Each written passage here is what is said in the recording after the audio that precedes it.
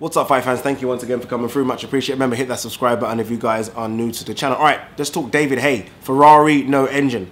Bit harsh, but I think the statement is right on the money. In terms of being a physical specimen, I think David Haye is right up there. Right up there. I think he's built for destruction, right? Physically, he looks amazing. And I think he knows this. Look, 99% of his Instagram and Twitter posts are him topless. He knows he's got a good physique. But unlike someone like Anthony Joshua, who I think is a bit too bulky, I think David Haye is built perfectly for destruction, for speed, for everything. So in terms of a boxing physique, David Haye at cruiserweight, his physique at cruiserweight was just, to me, unbeatable. It was absolutely fantastic. But unfortunately, as David Haye has got to now, what, 37? And look, this is the thing. David Haye is 37 years old. I mean, you think of any top athlete in any top sport, I mean, 31, 32, you're on the descendancy. You're coming down. You're coming down, and I think at 33, 34, you pretty much called it quits.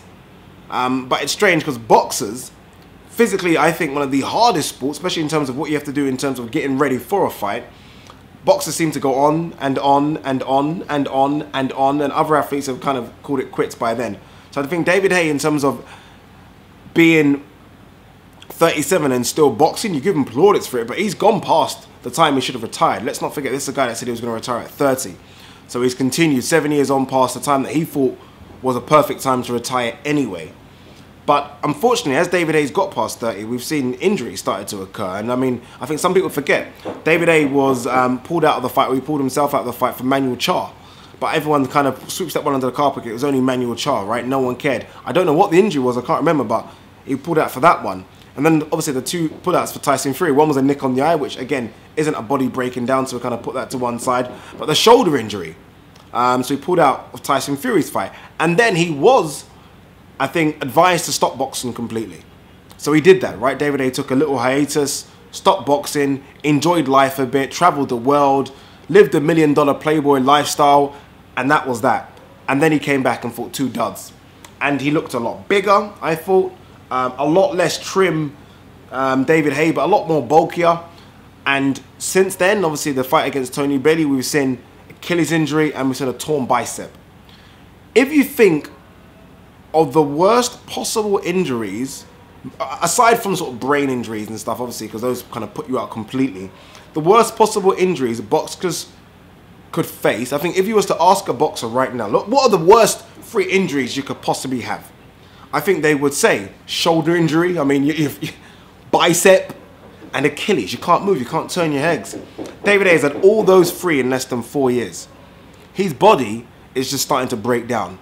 That's why Ferrari, no engine is perfect when you think of David Haye, because on the outside it looks amazing. On the inside, this body can't do it. I put a video up yesterday on my channel talking about Bellew versus Usyk possibly. And a lot of people said Bellew should just go to the Usyk route because David Haye versus Bellew isn't going to happen. People actually don't think David Haye is going to fight Tony Bellew.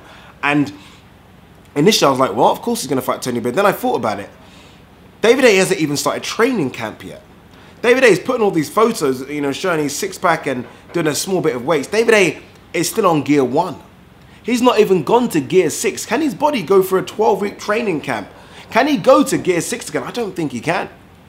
I don't think David Haye can get to gear 6 without his body starting to break down again. And that's not David Haye's fault. It's just body can't do it no more. And it's another strange thing because David Haye is only, what, 30 fights in? I think David Haye is only had 30 professional fights. Something like that. It's not a lot.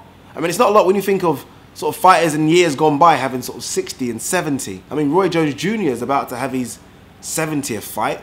I mean, that's a bit of an extreme, obviously, because Roy Jones should have retired 10 years ago. But you know what I mean? A lot of fighters have a lot more than that. Even Floyd Mayweather, who's retired sort of, what, 3 or 4 times, has just gone to 50. David Haye's only on 30 and his body's breaking down. David Haye's a vegan as well. Now, I'm not a nutritionist. I'm not going to pretend I am. I mean, I try and eat well, try and look after myself. But I know there was an MMA fighter recently who turned vegan and then said, look, as much as I want to remain vegan, I can't because I'm losing a lot of my strength and I need to get my proteins as well.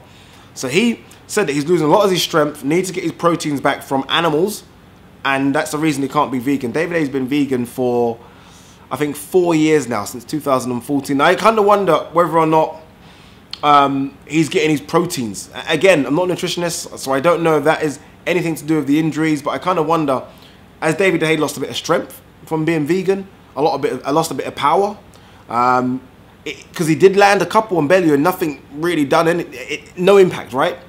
Again, not a nutritionist, so all my vegans out there, please don't shoot me down. I'm just trying to say, this MMA guy did say he lost a lot of his strength and power from being vegan. That's why he went back to eating proteins from animal sources, and David Haye is a vegan. I'm just saying, for the real haymaker to come back, does he need to eat a steak? Does he need to eat a bit of Nando's? I don't know. But guys, what do you think? Ferrari no engine, true statement or load of bollocks? Let me know. Peace.